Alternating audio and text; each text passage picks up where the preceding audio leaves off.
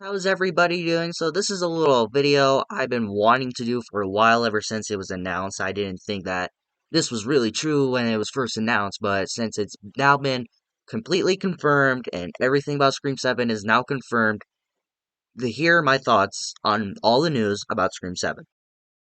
If you have not been following for a while, Scream 7 has been originally been planned ever since Scream 6 came out, and that is the highest grossing Scream movie like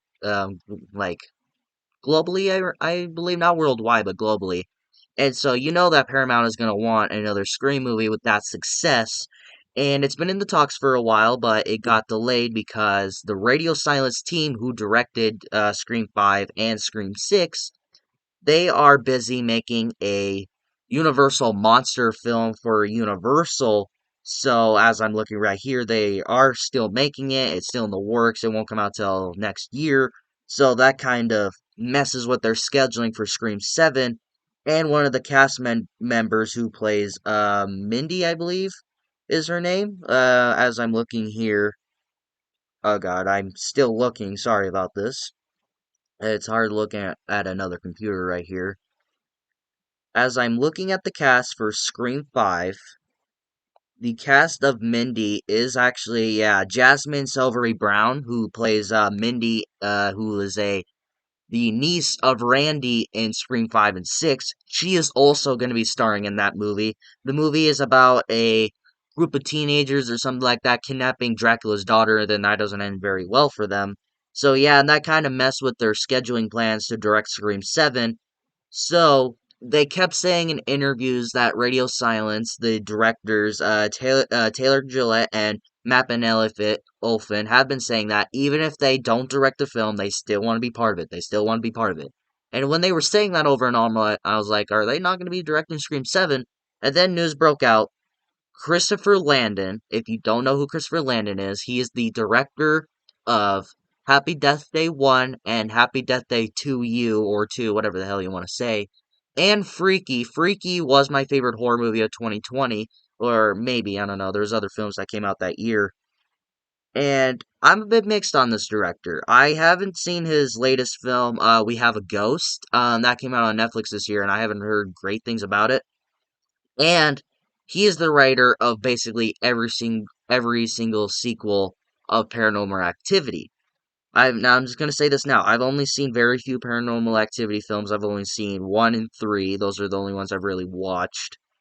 And he's a mixed director for me. Happy Death Day, the first movie, I think that's a pretty fun film. I really enjoy that film for it being a Groundhog's Day horror film.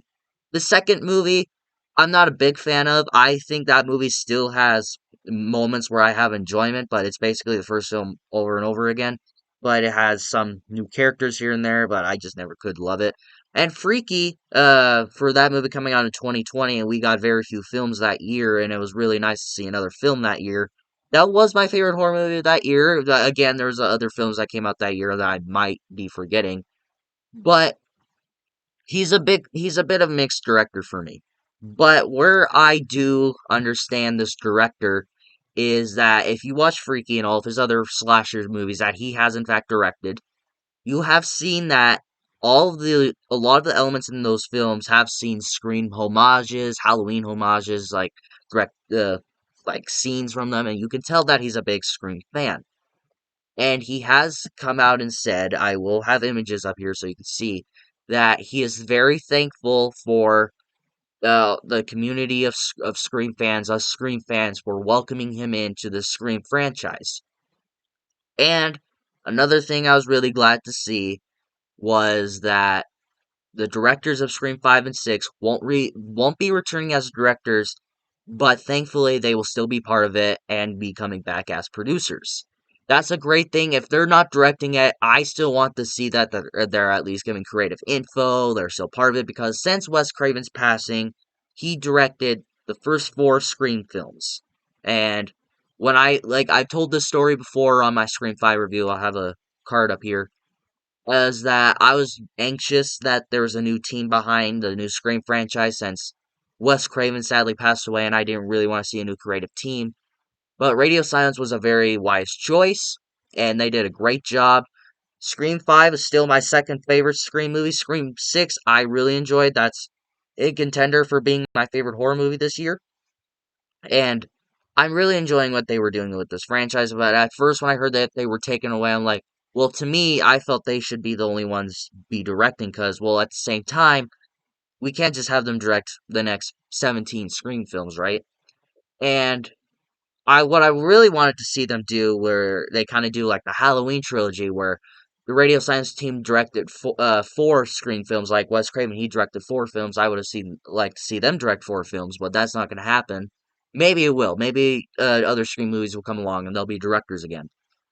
But Christopher Landon, not the greatest director, but he is a Scream fan, and that's why I'm having a lot of faith in this director for being the director of Scream 7. Now, it might not work for some people. I'm still going in with low expectations, as long as he doesn't write it, because I don't think he has the best writing abilities in my mind, especially Paranormal Activity. I've heard he's not a great writer with those films. But as long as he doesn't really write it, but if he only directs it, and he has said that he wants to do not just Radio Silence proud, but Wes Craven proud. And I to me, Wes Craven would be proud with what Radio Silence has been doing. But Christopher Landon, to me, he's not the greatest choice, but I do have faith in him. He's a great slasher director. You can see that he's a huge Scream fan, a huge Halloween fan.